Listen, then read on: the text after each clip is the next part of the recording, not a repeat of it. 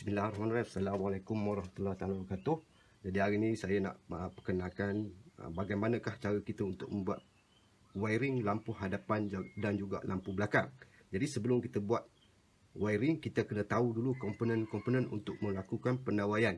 Ya, pertama sekali di sini kalau kita tengok komponen-komponen dia, mestilah ada lighting coil. Ini dipanggil lighting coil.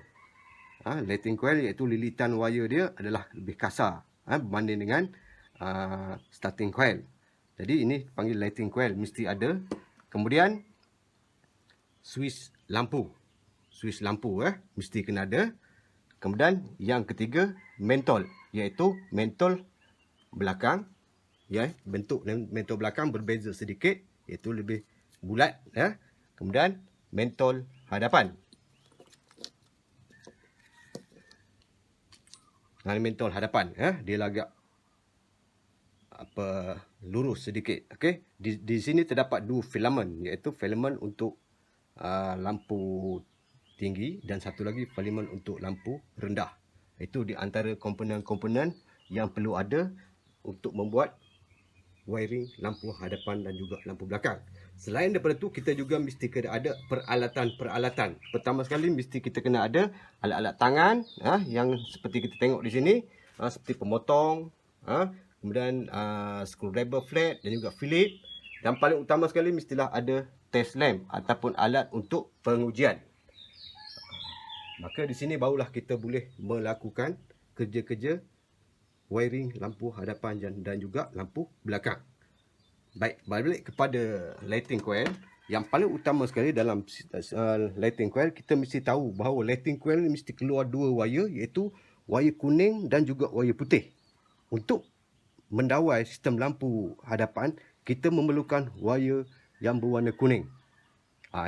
Sekiranya kita tidak ada wire api keluar daripada wire tersebut, maka kita beranggapan bahawa coil ini akan berlaku kerosakan. Jadi dia perlu ditukar.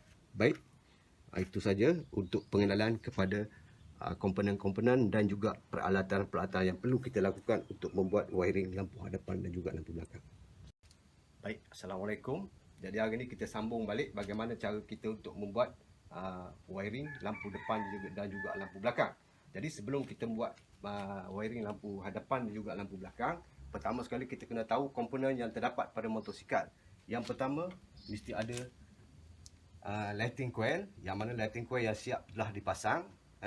Kemudian kita ada switch lampu, switch lampu. Kemudian kita ada switch tinggi dan juga switch rendah. Yang ini baik.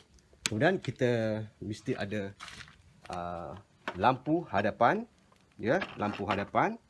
Kemudian kita mesti ada lampu belakang. Kita mesti ada lampu belakang, yang mana mentol bersama dengan mentol sekali lah. Baik.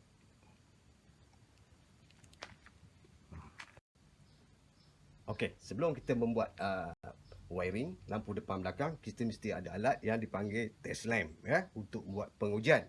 Jadi setelah komponen dipasang dan komponen semua berada daripada motosikal, maka kita bolehlah memulakan bagaimana untuk mendawai ataupun membuat wiring sistem lampu hadapan dan juga lampu belakang.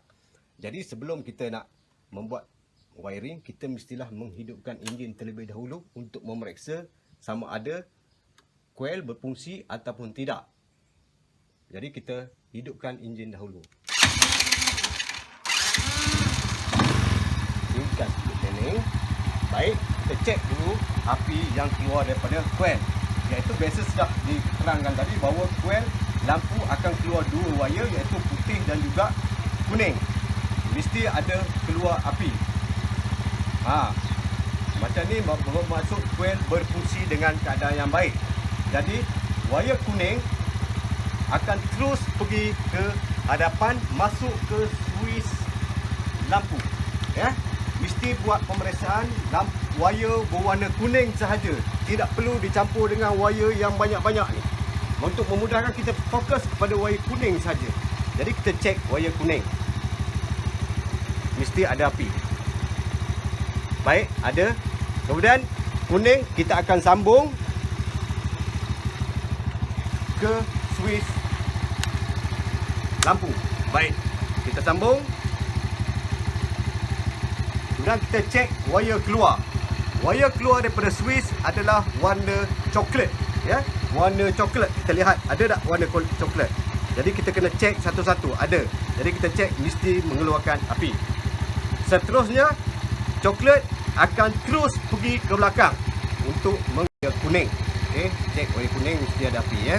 Ada api, kemudian kita sambung pada soket lampu hadapan Swiss lampu, ya. Soket Swiss lampu, iaitu ni Swiss lampu. Okey, dia akan masuk warna kuning dan akan keluar warna coklat. Jadi kita tengok wire keluar mesti warna coklat. Kita cek wire coklat. Okey, ada api bermaksud bila keluar warna coklat dia akan terus pergi ke lampu belakang. Jadi dia akan hidup terus lampu belakang, dan sekiranya saya matikan dia akan padam. Baik. Bila saya buka Swiss dia akan hidup. Baik. Seterusnya dia akan pergi ke Swiss tinggi dan rendah, ya. Swiss tinggi dan rendah dia akan keluar dua wire, iaitu masuk warna coklat dan dia akan keluar warna biru dan juga warna putih, ya. Biru dan juga putih. Yang mana biru adalah untuk lampu tinggi dan putih adalah untuk lampu rendah.